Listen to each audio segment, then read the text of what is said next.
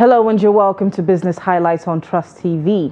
On the show, we take you through some of the biggest business developments for the week, as well as major economic policy developments and how they affect the average Nigerian out there.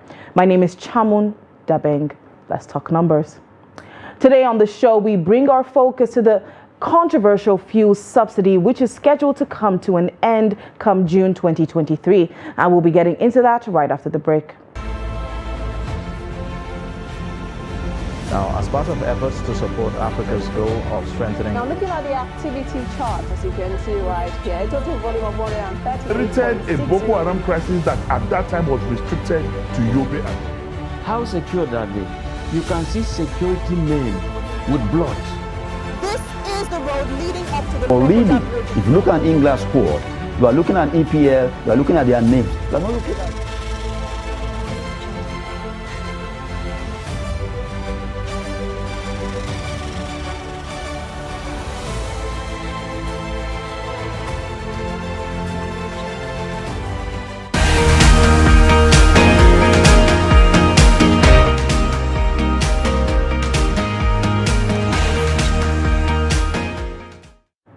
You're welcome back to Business Highlights, and once again, my name is Chamun Dabeng.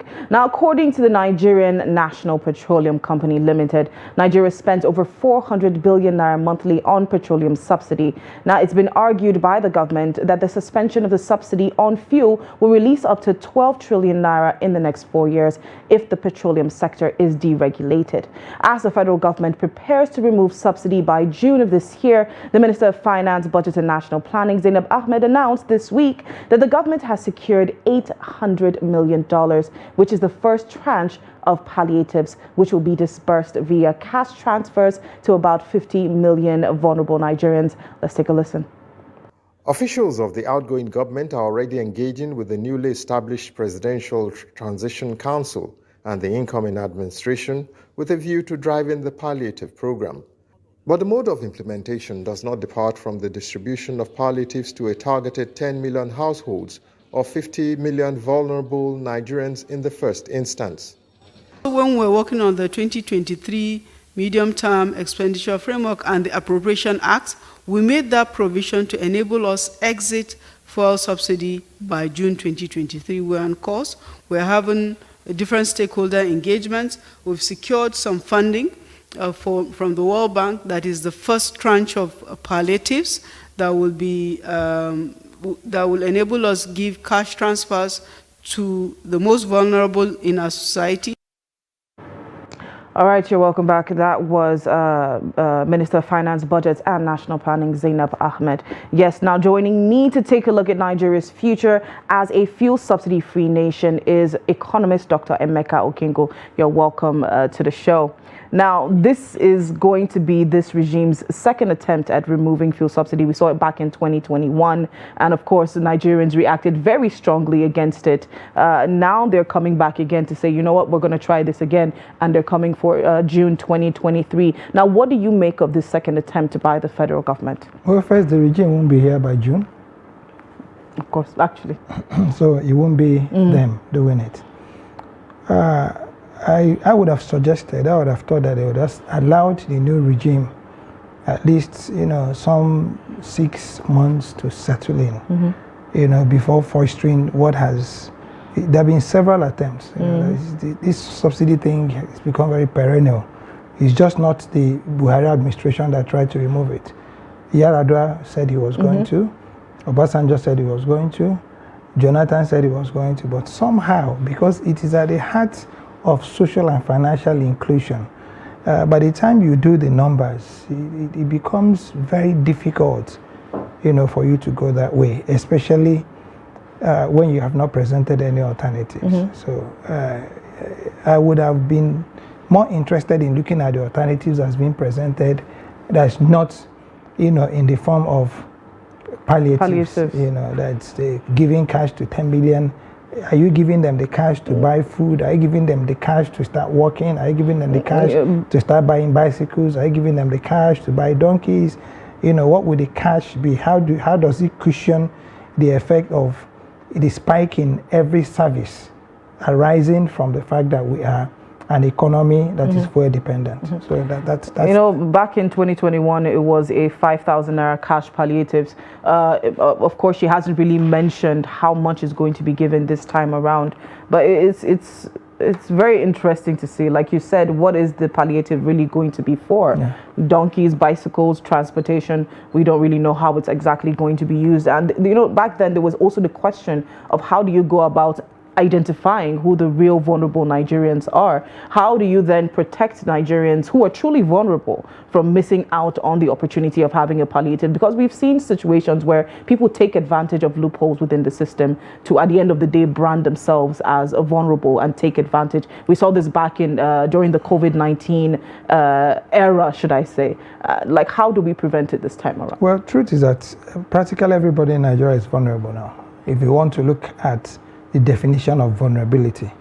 Okay, we're vulnerable to so many things, okay? And no matter how much you earn, because we run these extended family systems, okay, where you have to look out for everybody. You know, if you're the only person who's earning in your family, you become vulnerable because you need to spread things. So I think it's all about all of us. And I don't think, you know, we're looking at this fuel subsidy challenge the way we should look at it. You know, I think we should have looked at it from a more comprehensive energy mix thing. Okay, what does fuel present to us? What is fuel? Okay, and are there any alternatives to fuel that we can now be able to support that might be more, you know, sustainable and enduring? Because no matter how you look at it, okay, diesel has been deregulated already, and nobody can afford it. Okay, nobody can. Very few can. Okay. Now, when you do the same thing to petrol, and it's something that over 80 million Nigerians are using every day. In fact, about 160 million, if you may, because those who are grinding, those who are barbing, those who are doing keke, those who are doing whatever. All of us are dependent on some form of, you know, fuel dependency, you know, or the other, whatever it is you're doing, even if you want to light up your fan in your house. So fuel, as it is, as a support, you know, addictive, if you may, for energy, is critical, not only critical, central. Okay, not only central, it's at the heart, and in fact, it's at the center of everything we do. So if you remove it and you start giving people money, would the money you give to them not also be used in buying the same fuel? That would be the question number one. If somebody who is a barber, or somebody who grinds in the market, or somebody who does a motorcycle business, or somebody who's a taxi driver, you now classify them amongst these 10 million households, and then you're going to be giving them money. When you give them that money, are they going to convert it to fuel, or are they going, what? I don't understand. That's actually the challenge. All right, so looking at the subsidy removal and putting into consideration Nigeria's current inflation figures, global inflationary pressures, you know, when we talk about subsidy removal, there's always the question of, are we really ready for it? Is Nigeria itself ready for the impact that is going to, you know, come as a result of subsidy removal? Well, I think the backlash more than the impact, okay? Whatever it is you're saving, okay? You're saving to provide social services. That's what it is. And in providing social services, you must look at what is critical and what is social, because those are the two kinds of services, are critical services and are social services. Now, if you are removing subsidy to provide social service, and subsidy on petrol, or petrol now becomes the most critical social service that you're giving to the people. What I thought they would have done was probably, you know, designate fuel stations or filling stations where you could go in with a card, okay, and then you're metered or something, you know, because if you want to, then it'll be subsidized for you, and they're able to mark that you can't use that card in any other place. Now, if you want to go and buy at the high end, you'll be able to do so. That would be a lot better. Now, but added to that, I think we should even go away from this whole dependence on fuel and look at what other people have done. Kenya, for an instance, Kenya removed, you know, fuel subsidy, and Kenya is not running riots. Why? Because when Kenya removed the subsidy on PMS, okay, they introduced, you know, the electric vehicles, they introduced the batteries.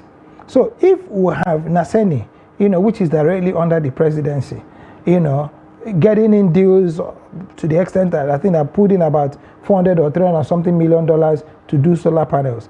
I do not see why we can also go the way, of trying to get batteries, or trying to get electric vehicles, of trying to go the way of CNG. That's really exploring green energy.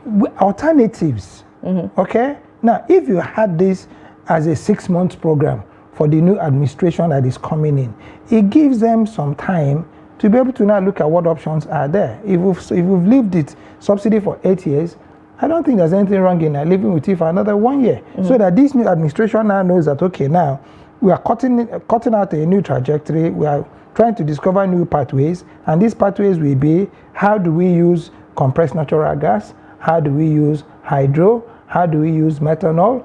Okay? How do we use hydrogen cell fuels? All right? Now, these are all technologies that have been patented and in use, okay, globally. All right?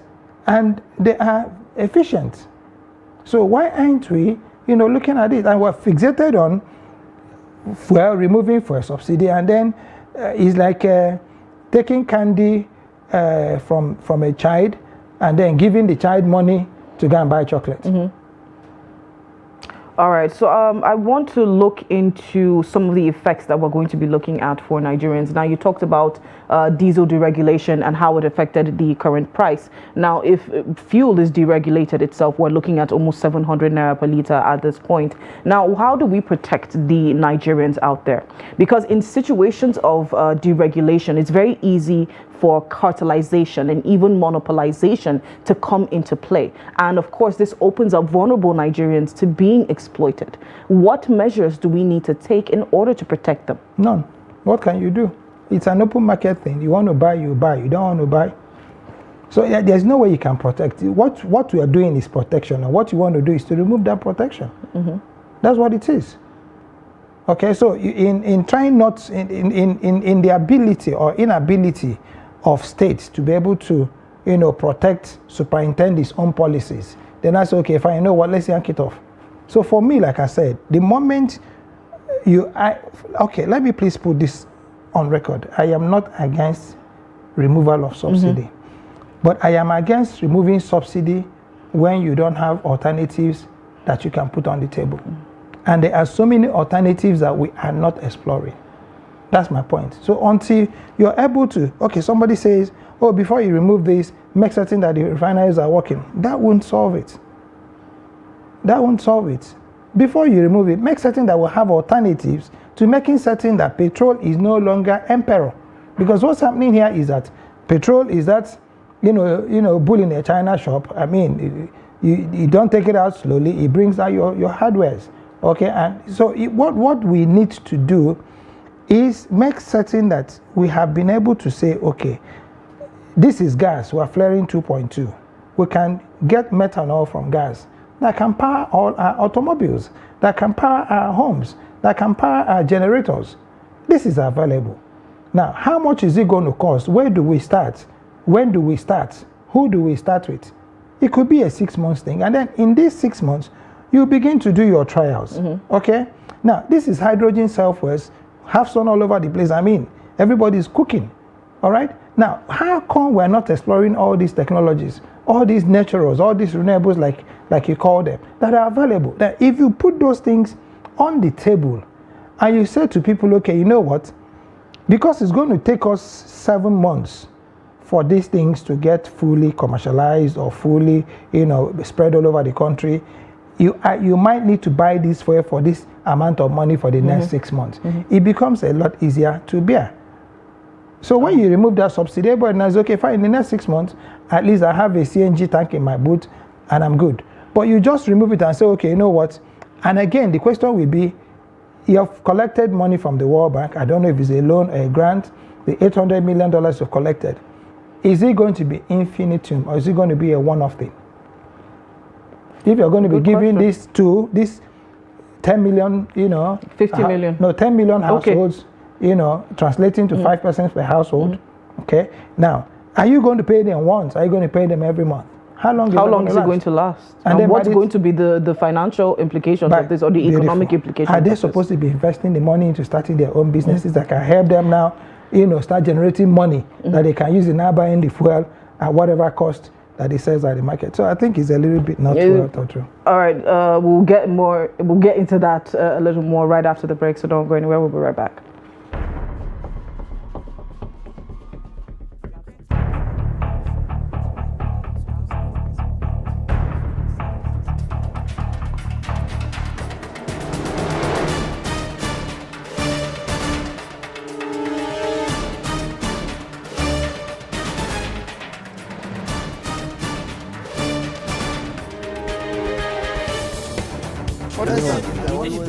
That's great.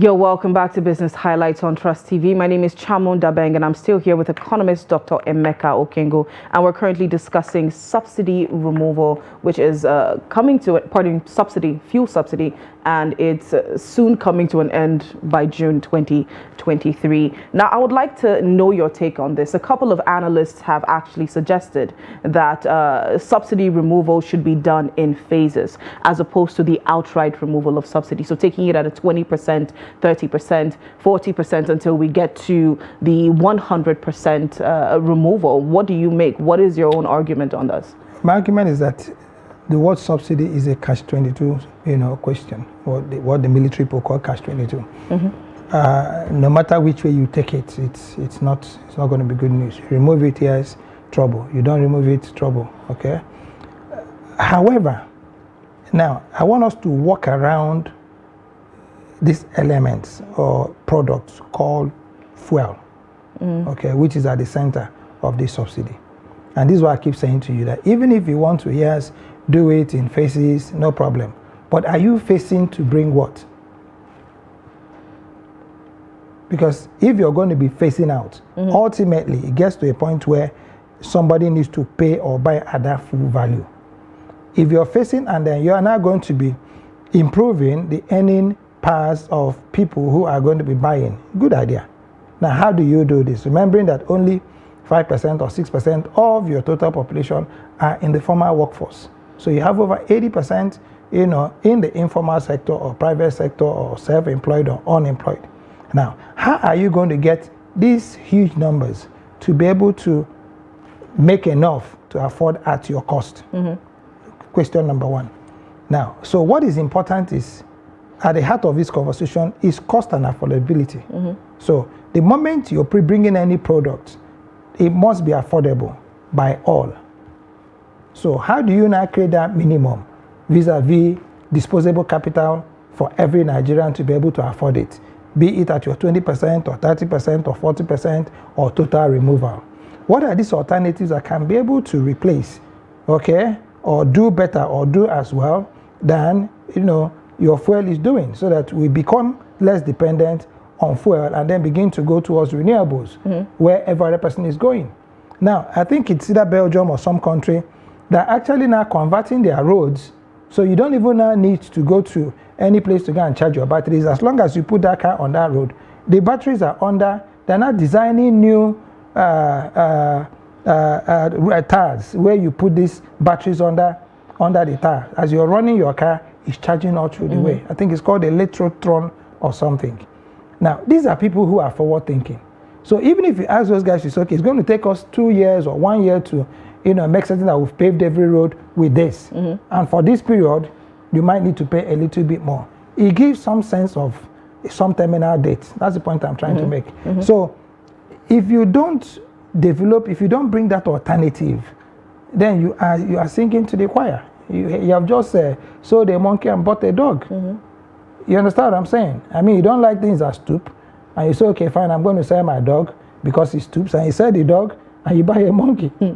Do you understand what I'm saying? So, so basically, you're still ending up with the same problem. You are where you started. And you see, and again, the transparency around this thing is again what baffles me, because we had cases where people were accused of subverting, the subsidy regimes. Arrests were made. Some of us people ended up, in high government offices. I can't remember anybody that went to jail. I can't remember anybody that made any refunds. So if again, people are not doing time because they have done crime. Okay, people are not punished because they have done things that are untoward. It also encourages, this I can get away with blue murder. So first, those who had negated that process, what has the system done to them? Okay, are we just going to say, okay, fine, everybody who's stolen money from subsidy regime, go and sin no more? We're now starting a new regime, it's a new country. No, I don't think that's proper. So there are a lot of myriad of issues that are around it, really. All right, so I'd like you to speak on Nigeria's public transportation systems. You just talked about how the bicycles that, can easily charge the person's phones. You go to different countries and you have different sources of transportation. With the cost of transport today, what will become of the public transportation systems? What more do we need to do to improve that area of Nigeria's? We don't even have a public transportation system to start with. All the two attempts were made, ended up in total and complete, shameful, avoidable collapse. Because this will definitely affect the cost of transportation. I tell you, there was one time they got, first it was, what were they calling these green vehicles? They introduced one time, and then the buses. Okay, and I'd been invited into one of these shows, and I said, they're not going to work when you have not developed a proper back end. And what is that back end? The maintenance, the spares. Okay, if you do not have the ability to maintain anything, it's just a matter of time, it will collapse. So in the first place, not only don't we even have a public transportation system, I don't even think we understand it. In other countries of the world, the public transportation system is one way you can get everybody to pay tax. That's what they call park and ride. Okay, you decongest the city centers, by just building parks where people can just, park their vehicles and then ride into the city.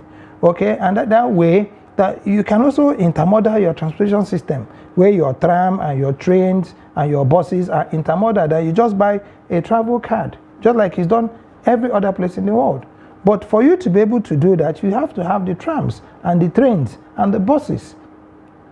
Okay, and of course, either your blue or yellow or red tax is running, but you don't even have any of these things, not even one is functioning. So the public transportation system is not even, don't even discuss it. So what is there to talk about? It's not there.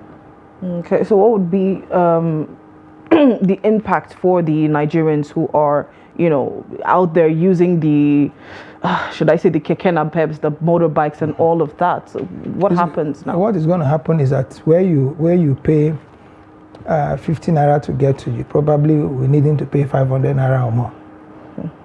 And you wouldn't have the 500 naira to pay, and the man wouldn't have any money to buy fuel.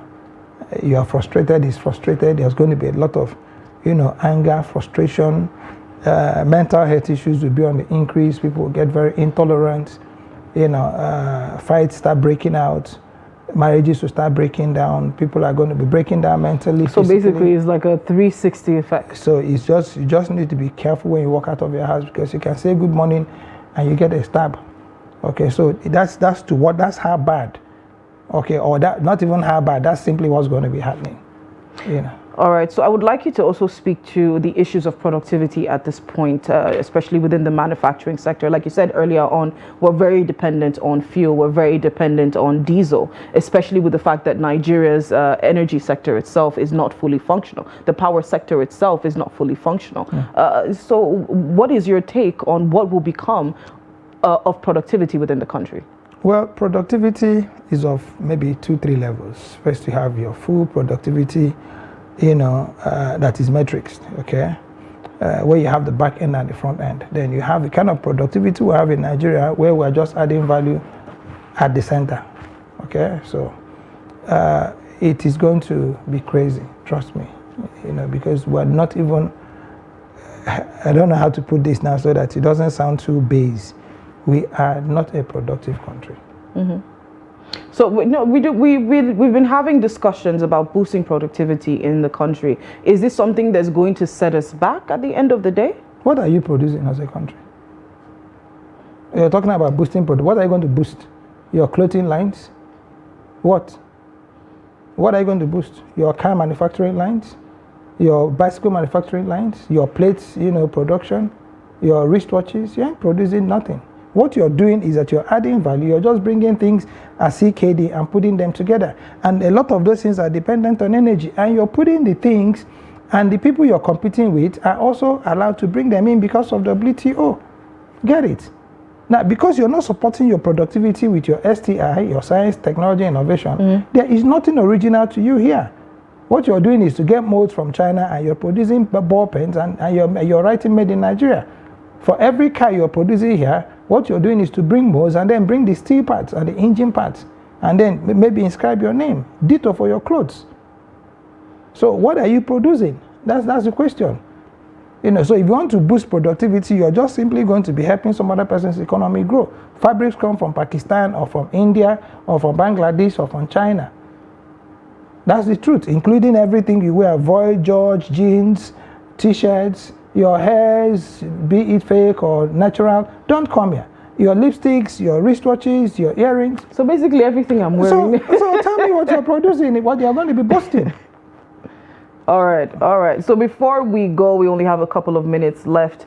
We've seen the federal government making strides to revive some of our refineries out there. We saw with Port Harcourt, we're seeing it with Kaduna. We also have the Dangote refinery, which is upcoming very soon. So what is your take on refining and stabilization of prices? What do you make of it? As long as you are pricing the crude oil in USD or Forex, the price won't come down. That's my answer. As long as you're going to be buying the crude oil to refine in Dangote's refinery in dollars, in Forex, which is what I think would happen, must happen because of the JVs, and the SPVs and the production agreements they have, then the price won't come down. We've done millions and millions of years to refine our refineries to get them working. It's not worked. We've done turnarounds, it's not worked. What we just need to do is, yes, look at the Dangote refinery and then begin to build some little modular, common shared refineries among the states. Maybe that will help. All right. Unfortunately, that's all the time that we have for today. So let me quickly thank my guest in the studio. Thank you so much, Dr. Emeka Okingo, economist, for joining the show. And to our viewers out there, thank you so much for watching. Don't forget to follow us on our social media platforms. You can find us on Facebook, on YouTube, Instagram. Just look up Trust TV News and you will find us there. My name is Chamun Dabeng. Come back again. Let's talk numbers.